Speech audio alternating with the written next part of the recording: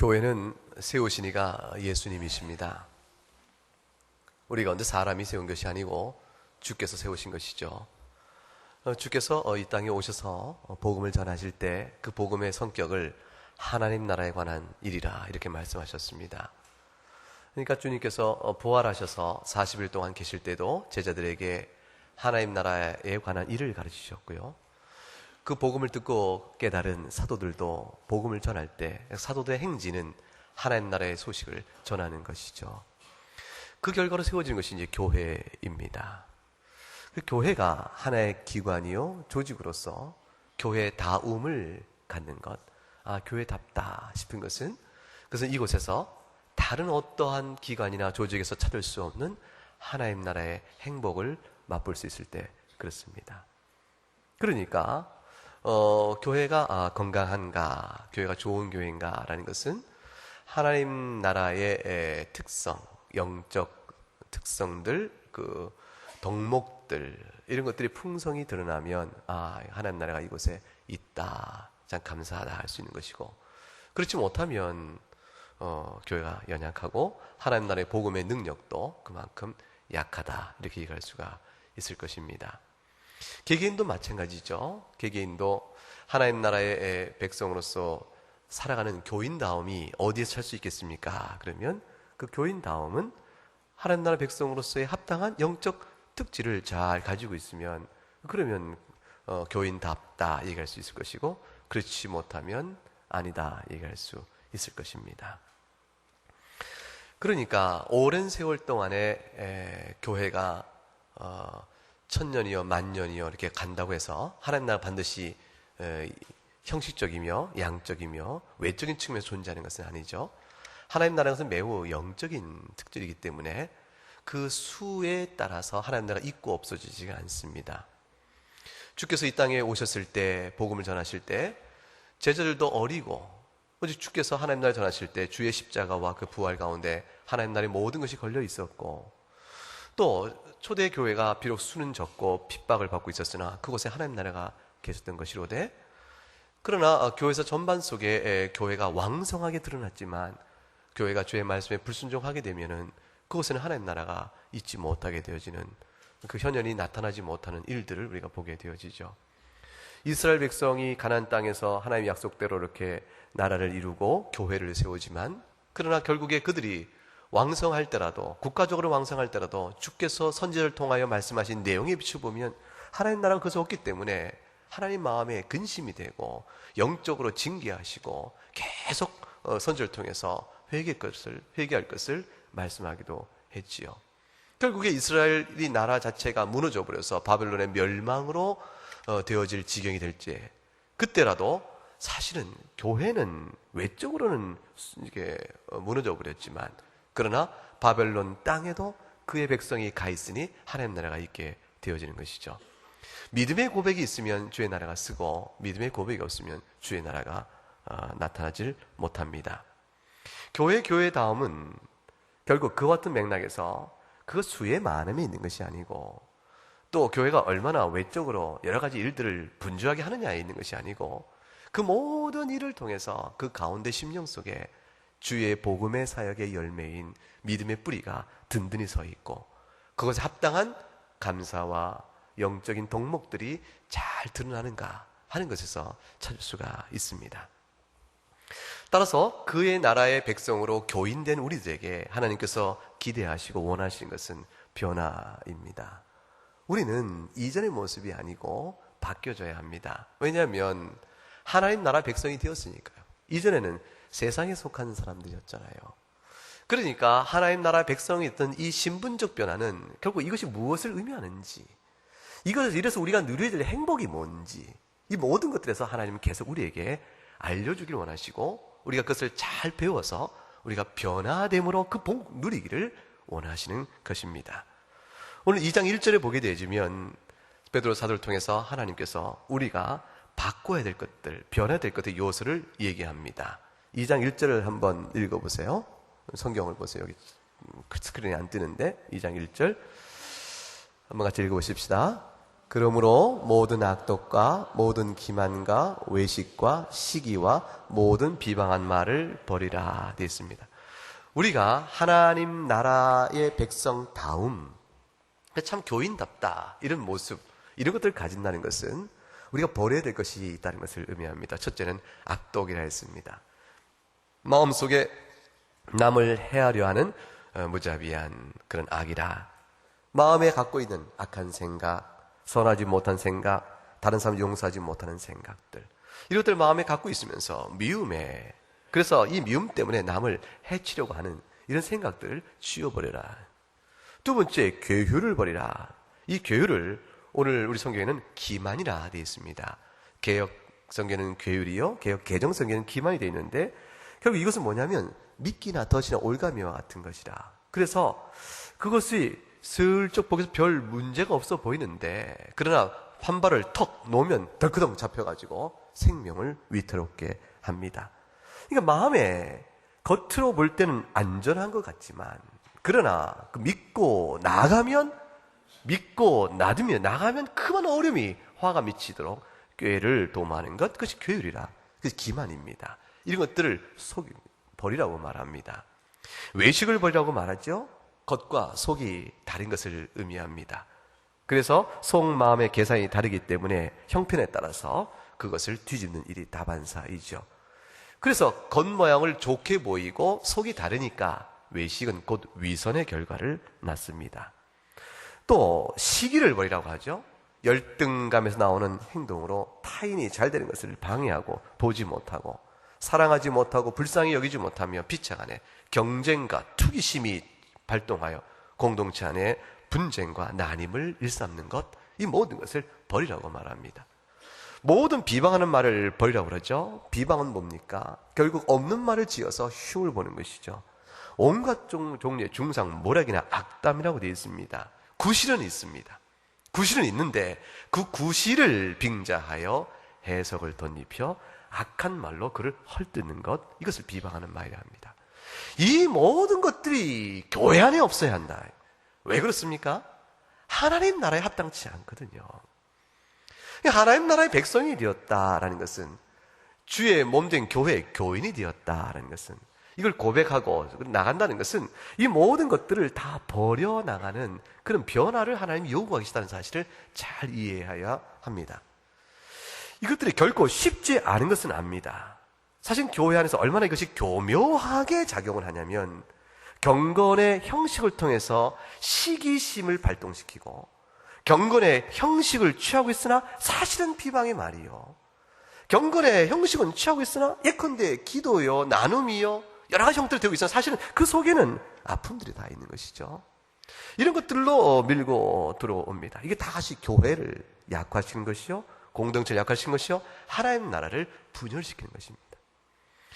이게 주님께서 우리에게 이르시기를, 베살동교회를 교회를 세우시고, 교회는 하나님 나라의 다운 덕목이 있어야겠다 얘기하실 때는, 결국은 교회의 교인됨, 교회의 교회다움이 얼마나 중요한 것을 잘 생각하고, 이전의 자기의 모습에서 새로워진 모습의 변화가 강력히 요구되는 사실을 잘 마음에 두어야 합니다. 지금까지 한 말에 대해서 원론적으로 동의하지 않을 사람이 없습니다. 누가 이런 것들을 좋아합니까? 자신이 남을 향해서는 시기하는 자요, 비방하는 자요, 외식하는 자요, 회유하는 자요, 악독한 자요, 이렇게 남의 그 모든 잘못을 볼 때는 도대체 저럴 수가 있는가 싶지만, 그러나 이것이 우리 가까이에서 붙어 있을 때는 잘 모릅니다. 제3자로 볼 때는 알지요. 우리가 이제 영화, 드라마를 보면 주인공 착하고 나쁜 사람은 대역이 있지 않습니까? 그러면 드라마에 나온 나쁜 배역 맡은 사람을 보게 되면요, 어떻게 인간이 저러냐, 다 이렇게 얘기를 합니다. 그러나 입장을 바꿔 그 자리에 들어가게 되면 사실은 자기가 굉장히 비슷한 모습을 보게 됩니다. 우리가 그렇게 객관화시키고 보게 되면 보이는 부분이 삶의 자리 정황 안에서는 못 보게 되는 일이 있어서 자신의 이유가 다 있는 것이죠. 근데 하나님은 이것을 버리라고 말할 때에 결국은 그 정황 속에 묻히지 말고 주의 관점 안에서 최소한 말씀을 기초로 해서 돌아보아 자기를 살필 것을 말합니다. 이것은 굉장한 성숙성을 사실 요구합니다. 왜냐하면 하나님 말씀 앞에 정직한 자기의 충돌이 있어야 되기 때문입니다. 따라서 이것은 단순한 도덕적 구호를 외치면 되는 일이 아니죠. 도덕주의가 아닙니다. 자, 우리나라가 어떻게 해야 평화로울 수 있겠습니까? 우리가 서로 한반도 이곳에 우리가 모여 이렇게 많은 인구가 사는데 질서를 잘 지키며 삽시다. 우리가 나라를 사랑하는 마음으로 삽시다. 우리 피차간에 정직하게 생활합시다. 뭐 이렇게 우리가 지하철이고 곳곳마다 다 이렇게 표를 붙여놓고 구호를 외치면 그것이 이루어지는가? 지금 사도 베드로께서 교회를 향하여 이런 말씀을 줄 때 이 말씀이 단순한 외형적이며 도덕적 차원에서의 변화를 요구하는 표적인 그것을 우리에게 덧붙여 주고 있는 것이 아닙니다. 이 모든 일의 변화는 근본적이고 훨씬 더 내면적인 인격의 변화가 있어야 가능한 일입니다. 그래서 오늘 본문 1절 맨 앞에 있는 네 글자가 뭐로 시작합니까? 그러므로입니다. 그러므로라니 어떻게 함으로입니까? 그것은 1장 23절에서 이 말씀을 받습니다. 한번 같이 읽어보겠습니다. 너희가 거듭난 것이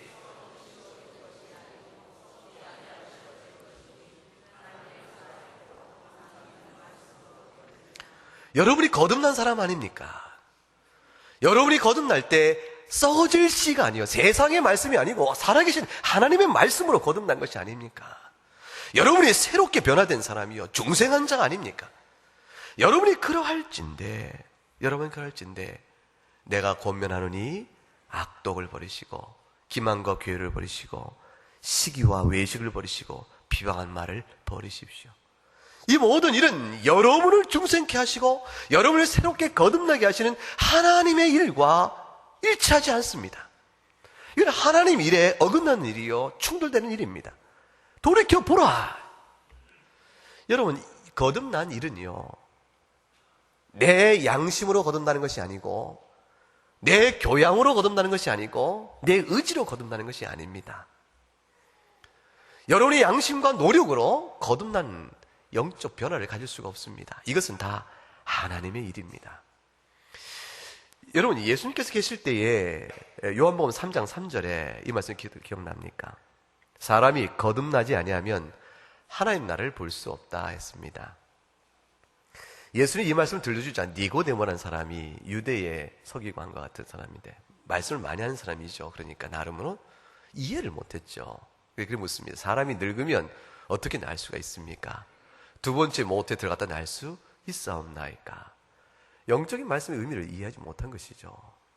여기 대해서 주님께서 뭐라고 답을 주시나요? 사람이 물과 성령으로 나지 아니하면 하나님 나라에 들어갈 수 없다. 하나님 나라에 들어가는 것은 인간의 의지나 양심이나 도덕이나 결심으로 되는 일이 아니고 근본적이고 내면적인 아주 깊은 영적 변화가 있어야 하는데 그것은 바로 성령님의 일이라. 여러분, 성령의 능력으로 우리가 거듭납니다. 성령의 은혜로 우리가 새롭게 태어납니다. 여러분이 과연 그러하셨습니까? 여러분이 성령의 능력으로 새롭게 난 자요, 거듭난 자요, 중생한 자입니까? 이 모든 사실을 어떻게 알죠? 여러분이 과연 그런 자인가? 이건 내밀한 일이요, 신비한 일이요, 비밀스러운 일이라서 영의 역사인데 우리가 이것을 어떻게 알 수가 있습니까? 주께서 이러시기를 3장 15절에 이렇게 말씀하십니다. 그를 믿는 자마다 영생을 얻게 하려 하심이니라. 영생 얻는다는 것은 하나님 나라에 들어감을 뜻하지요. 그러면 어떤 자가 영생을 얻어 하나님 나라에 들어갑니까? 믿는 자입니다. 그러므로 믿는 자가 거듭난 자입니다. 하나님이 하시는 일, 내면의 이 은밀한 일들은 눈에 보이는 일이 아니지만 우리가 모를 수가 없는 것이니 곧 그의 고백으로 합니다. 유명한 3장 16절 말씀 다 아시죠? 한번 우리 읽든지 외든지 해볼까요? 시작.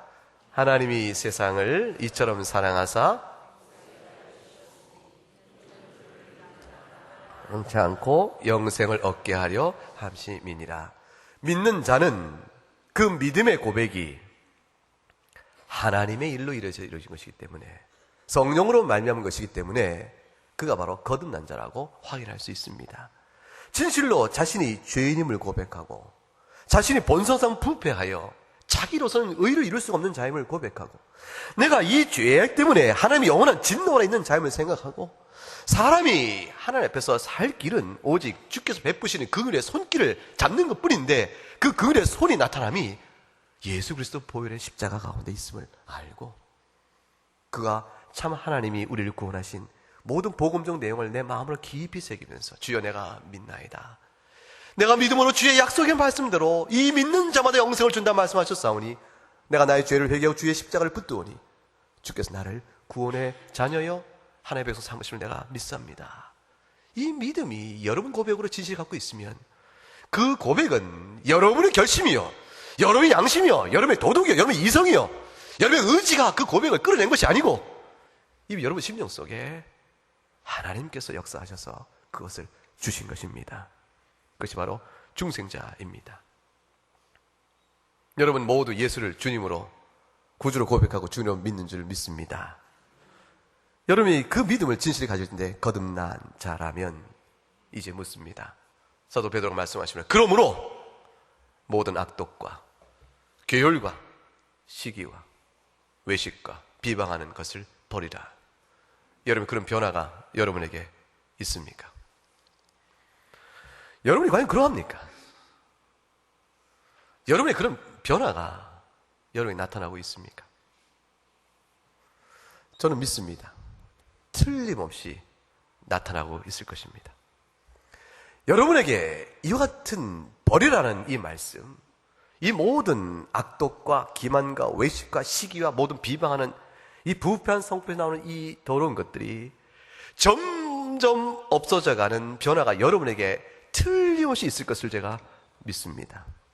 여러분의 믿음이 정령코 구주를 고백하고 주님을 섬기는 거듭난 이 일진데 이 일이 여러분에게 없을 수가 없습니다.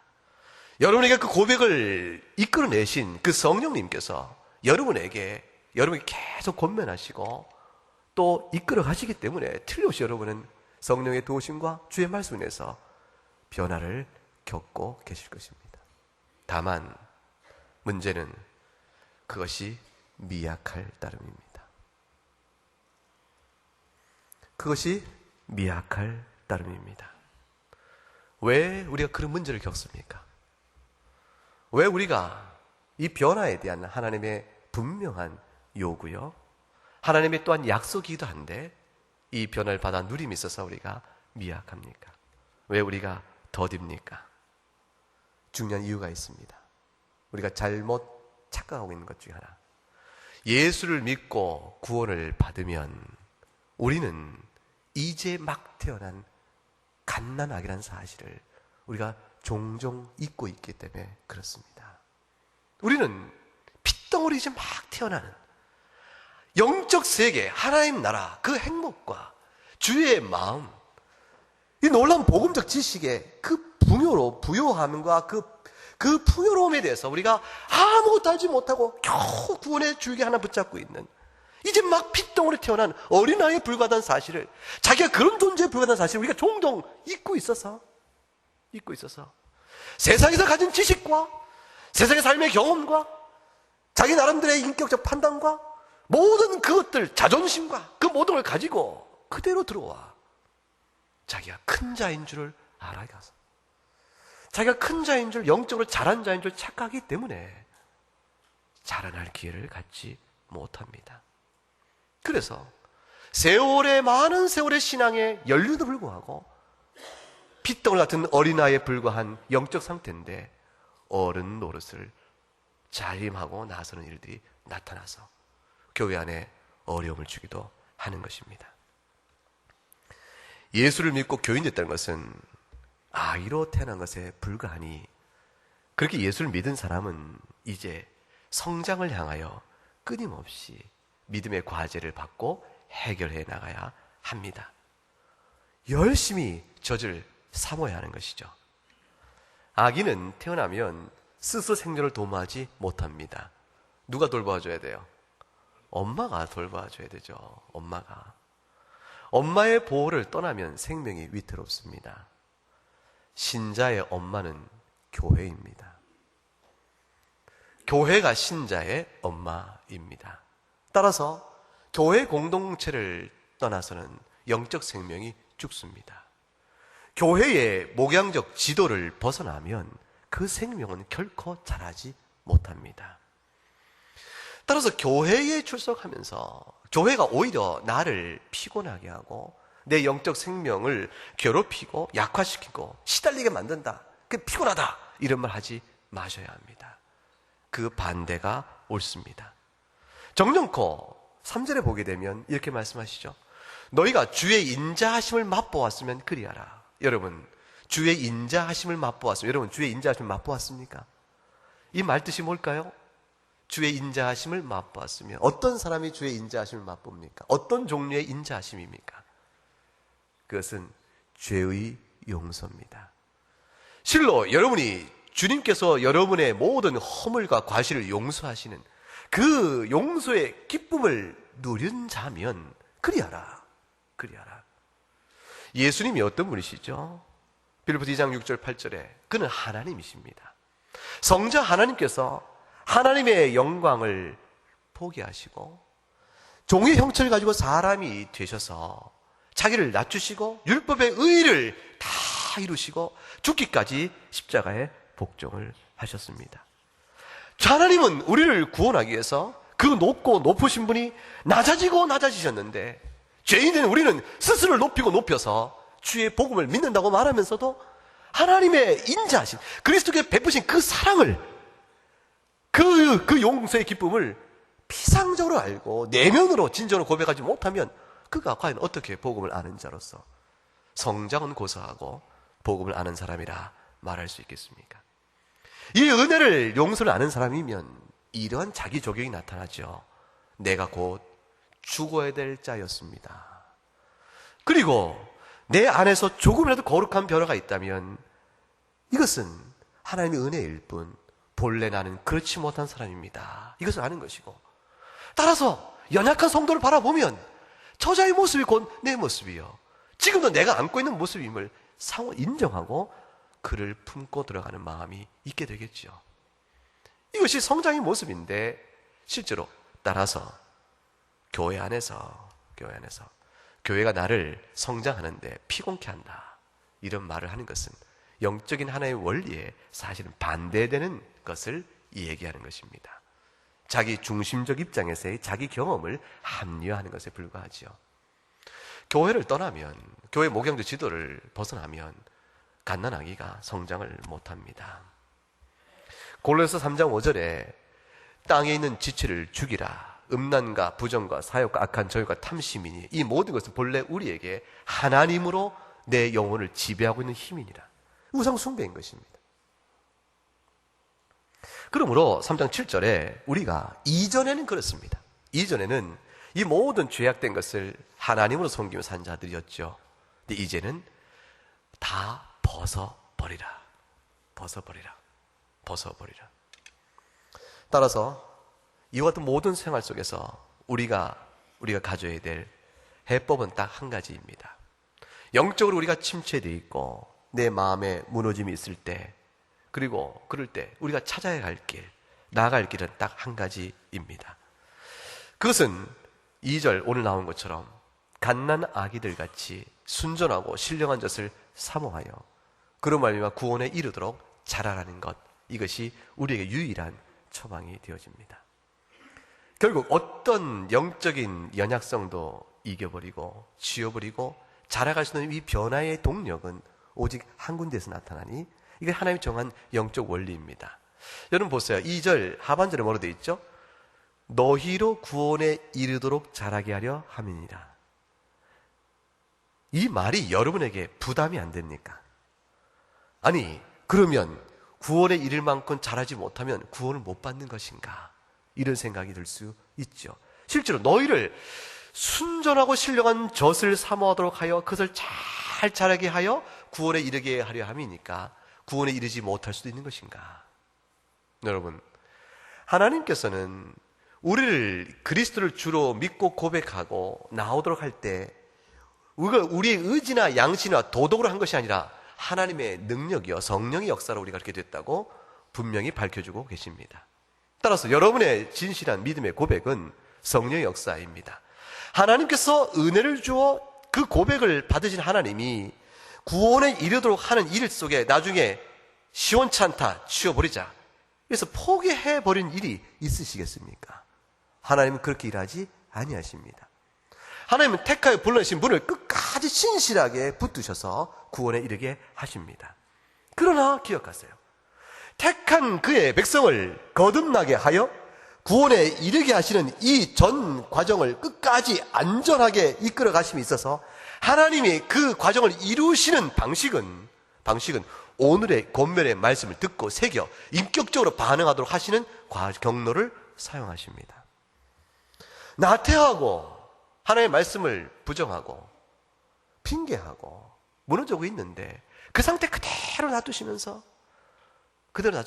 구원에 이를 만한 아름다운 영적 복락으로 키워가지는 않으십니다. 우리를 부지런하게 만드시고 돌이키게 만드시고 회개토록 하시고 다시 마음을 심령에 말씀의 권면으로 흔들어 주셔서 우리를 돌이키도록 하나님 이끌어 가십니다. 하나님의 사랑이죠. 우리가 마음이 강팍하면 말씀이 멀어집니다. 주의 은혜를 점점점 멀리하게 되어집니다. 그러면서 말하기는 이렇게 말합니다. 내 영혼이 요즘에 곤고해.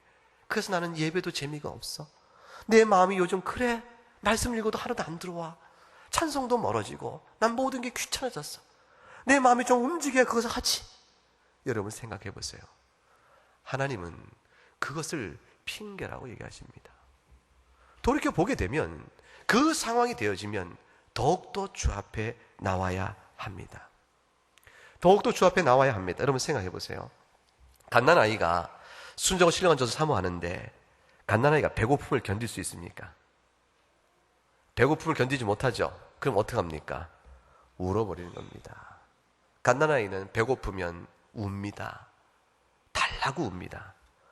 그래서 젖을 물리면 젖먹던 힘, 사력을 다해서 그 젖을 빨아당깁니다. 살아야 되니까. 배고픈 자가 젖을 찾아 사력을 다해서 나가지 아니하는 것은 이상한 일이죠. 배가 고프면 밥을 찾는 사람이 영적으로 기갈이 되어지면 그 영적인 말씀을 찾아 나서야 되는 것이 정상이지. 그것을 핑계로 하여 주저앉는 것은 영적인 활력이 아니라 무엇입니까? 옛본성이요? 내 안에 있는 하나님을 본래 마음에 두기 싫어하는 그 악한 죄의 정욕에 묻어버리고 시험에 무너지는 것이지 하나님의 영적 역사에 정상적인 반응이 아닙니다. 아기가 젖을 빠는 것은 본능이죠. 그 본능을 젖뿌리 찾기 반사 본능이라고 합니다. 이게 이런 말 들어보셨어요? 저도 설교 준비하다가 찾았어요. 젖뿌리 찾기 반사 본능이 있답니다. 그러니까 이제 그 둥지에 있는 새들이, 그 새끼 새들이 이렇게 어미가 팍 날라오는 그 깃발 소리가 탁 나오고 둥지에 오게 되면 새끼들이 어떻게 합니까? 다 입을 이 주둥을 쫙쫙 벌리고 이렇게 다 난리를 치지 않습니까? 그 눈도 잘 못 떠서 모르지만 그 어미새가 그 먹이를 물어준 줄 알고 난리를 치는 것이죠. 그리고 그걸 받아 먹으려 애를 씁니다. 마찬가지로 사람에게도 그것이 있는데 아기가 태어나서 아기를 길러보신 적이 다 있으실 텐데 저는 사실 없는데 그냥 그 아기가 이게 글 보면 그래요. 글 보면. 그리고 저도 뭐 잘 관찰은 했으니까. 근데 아기가 이렇게 와 하고 울고 태어나면 그다음부터 아기가 이제 저주로 살아야 됩니다. 그래서 아기는 자기 볼에 뭐가 탁 닿으면 이내 곧 고개를 돌려서 입술로 그것이 젖인 줄 알고 찾아 나섭니다. 반사적이죠. 생명이 젖줄에 있기 때문에 반사적으로 아이가 본능적으로 입을 크게 벌려서 그것을 젖을 먹고자 합니다. 젖을 먹기 위해서 애가 그 젖을 빨아다리는 그 힘이 얼마나 센 줄 아십니까? 그 막 태어난 그 애기가 그거를 이제 글을 보니까 나와 있는데 이게 이렇게 이제 컵이 있으면 우리가 빨대로 우유 같은 것도 이렇게 막 주스 이렇게 빨대로 먹지 않습니까? 빨대가 좀 길면 먹기 좀 힘들겠죠? 더 길면 좀 힘들겠죠? 그 갓난한 아기가 엄마 젖을 빨아들이는 흡입력이 50cm 정도 거리에 떨어진 물을 빨아들이는 힘이라고 합니다. 상당히 큰 거죠. 중요한 것은 이것입니다. 하나님 앞에서 갓난아기처럼 신령한 젖을 사모하라고 말씀하실 때 그 말씀을 통한 영적인 변화가, 그 욕구가 우리에게도 마찬가지로 있는 것이 정상이라 이렇게 말씀하신 것이죠. 끊임없는 젖불이 찾는 반사 본능처럼 실로 주의 은혜를 알아서 죄인된 자가 하나님의 중생의 은혜를 체험하면 영적인 말씀을 향한 갈급함이 우리 안에 있어집니다. 주의 말씀을 알고자 그것을 먹지 않으면 죽기 때문에 그것을 먹어야 생명이 쓰는 줄 알고 그러고 살아갑니다. 우리가 만일 그렇지 못하다면 그 모든 것은 여러분 안에 아직 남아있는 옛 본성이요, 하나님의 말씀을 사모하기보다는 하나님을 마음에 두기 싫어하는 그 마음의 작용력이 계속 여러분을 괴롭히기 때문에 나타나는 현상입니다. 따라서 의지적으로 주의 말씀을 사모하기에 결단하고 나서야 합니다. 그러므로 그 하나님의 말씀의 단맛을 깨달아 알아야 합니다. 그래야만 우리가 모든 하나님 나라에 합당한 자녀요, 백성이요, 교인다운 모습 풍모를 가질 수 있고, 교회도 그래야만 영적인 부요를 넉넉히 누릴 수가 있는 것입니다.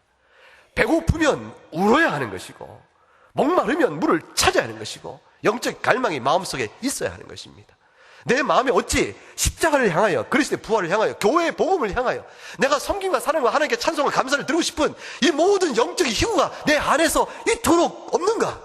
괴로워해야 하는 것입니다. 주여, 내 마음에 은혜의 빛을 주셔서 하나님을 바라보게 하시고, 여러분 너무 바쁘다는 얘기, 일과가 너무 바빠서, 너무 몸이 피곤하고 지쳐서, 마음속 것이 너무 많아서 여러분 삶이 얼마나 고단합니까? 얼마나 피곤하세요? 그러나 그 모든 것들이 여러분 이유가 되어서 여러분을 말씀을 향한 젖먹이의 아이의 갈급함을 막아버리고 질식시켜버린다면 여러분 생명력은 죽습니다. 절대로 여러분 훗날 돌이킬 일이 없습니다. 여러분 마음에 조금 생활 여유가 있으면 말씀을 보지 싶습니까? 여러분 좀 마음에 내 일이 좀 잘 풀리면 그때 하나님을 기도하지 싶습니까? 만일 여러분이 기도와 말씀 가운데 있지 않은 채 여러분이 좀 편안하고 잘 되면 여러분 틀림없이 교만하고 방자해지고 여러분의 있는 주의 본성에 따라 타락의 길로 가기가 쉬울 것입니다.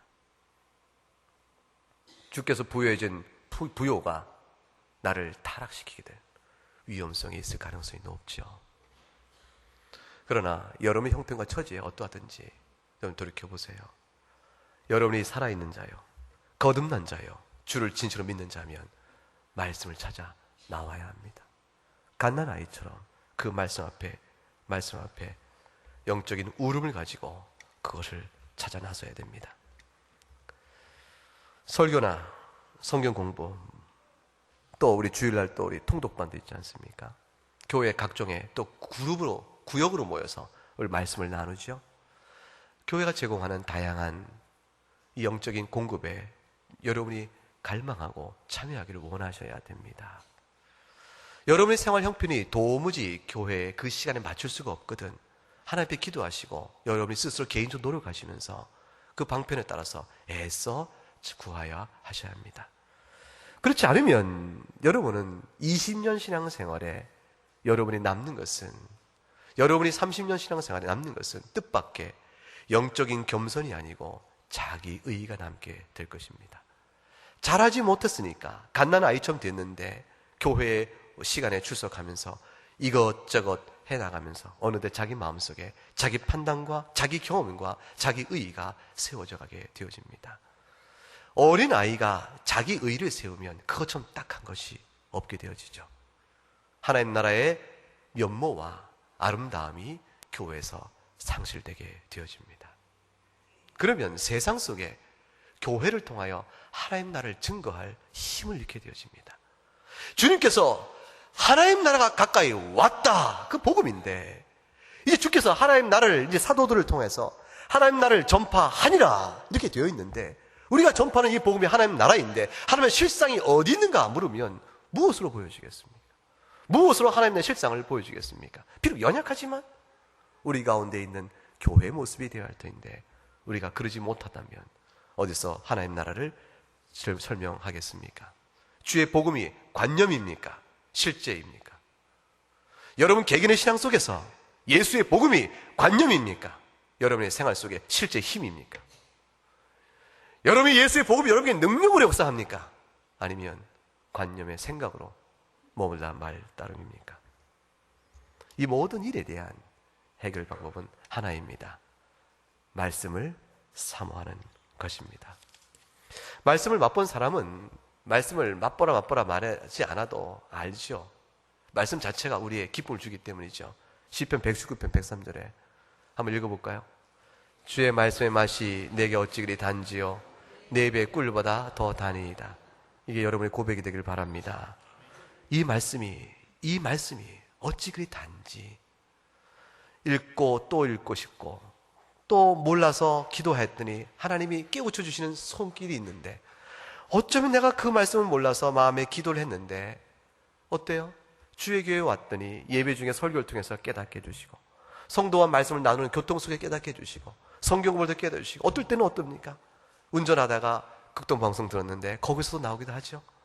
여러분, 수시로 하나님이 말씀을 깨우친 은혜를 맛보면서 할렐루야, 주의 말씀이 내게 생명입니다. 내가 힘없어 낙심될 때 위로의 말씀으로 내가 다시 얻어 힘을 얻고, 그런 일들이 얼마나 많이 있어요. 말씀을 먹으면 영적인 생명이 삽니다. 이것은 아주 절박한 문제입니다.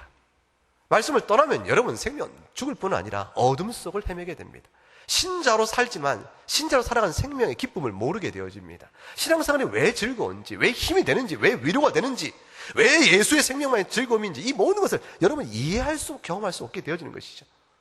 119편 105절에 주의 말씀 내 발에 등이요 내 길에 빛이니이다. 여러분, 성도가 순전하고 신령한 젖을 사모하는 일, 그것은 짐이 아닙니다. 여러분, 성도로 모아놓고 교인으로 다 부른 여러분에게 제가 오늘 쌀가마 하나 다 어깨에 짊어지고 이제 이 무거운 짐을 지고 나가십시오, 그런 얘기입니까? 아니죠. 주의 말씀을 알고 신령한 양식을 사모하고 주의 복음의 뜻을 알아가는 일은 우리에게 뭐가 됩니까? 행복입니다. 그것이 주께서 탄생한 모든 자에게 베푸시는 영적 축복이요 은택의 누림입니다. 동시에 그 은혜를 아는 자가 하나님께 드릴 감사의 제물이요 찬송이요 영광의 분량입니다. 로마서 12장 1절과 2절 이 말씀 읽고 말씀을 마치십시다. 한번 읽어보죠. 그럼 우리 형제들아, 내가 하나님의 모든 자비하심으로 너희를 권하노니 너희 몸을 하나님이 기뻐하시는 거룩한 산 제물로 드리라. 이는 너희가 드릴 영적 예배니라.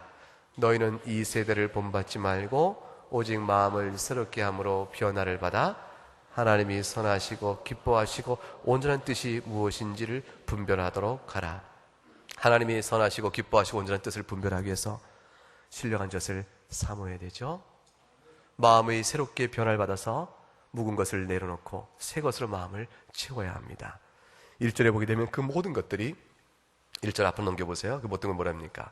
하나님께 드리는 살아있는 제물이요 영적 예배요 감사로 드리는 영광의 찬송이라 말씀합니다. 한평생 살면서 이 말씀 마음에 새기고 하나님을 사랑하고 말씀을 마음에 담고 그래서 점점 자라가지 않으시겠습니까? 얼마나 자랍니까? 그리스도의 장성한 분량까지 자라가는 것입니다. 주의 마음이 내 마음과 꼭 같을 때까지 자라가기를 소망하는 것입니다. 그 가운데 여러분의 인생의 노고를 씻는 위로가 있고, 그 가운데 낙심한 여러분을 세워주는 강력한 권면의 말씀이 있고, 그 여러분과 함께 동행하는 천국의 소망을 바라보는 기쁨의 약속도 말씀 가운데 있습니다. 이 말씀으로 여러분이 고단한 인생길에, 신앙 순례길에 주와 함께 더불어가는 큰 복이 있기를 주의 이름으로 축복합니다. 기도하겠습니다. 하나님 아버지, 감사합니다. 주님께 사랑하셔서 우리를 불러 주의 자녀 삼으시고 주의 성령으로 우리를 거듭나게 하시고, 이제 우리가 만인들 앞에서 하나님의 은혜를 자랑하고 예수 그리스도의 보혈과 부활의 능력으로 내가 만 가지 죄악 가운데 있는 죄인을 용서하시고 하나님 자녀 삼으심을 감사하는 믿음을 갖게 되었나이다. 이 놀라운 믿음을 우리에게 주시고 하나님 자녀 삼았사오니 아버지 하나님, 우리가 이제 주의 말씀을 갓난아기처럼 사모하기를 원합니다. 그 가운데 우리가 더욱더 영적 풍성하게 자라나므로 우리가 하나님의 말씀에 합당한 영적 자태를 이루어 우리가 전하는 하나님 나라의 놀라운 부요를 우리가 누리고 우리 교회가 누리고 세상 속에 나타내기를 원하옵나이다. 이 말씀을, 주의 말씀을 받고 자신을 돌아보며 자신의 모든 일상 가운데 주의 말씀이 어떤 자리에 있었는가를 돌이켜보고 하나님 앞에 새로운 마음으로 헌신토록 나아가는 주께서 모으신 이 자리에 있는 모든 교우들 위해 함께하여 주옵시기를 주의 이름으로 감사하며 예수 그리스도 이름으로 기도하옵나이다. 아멘.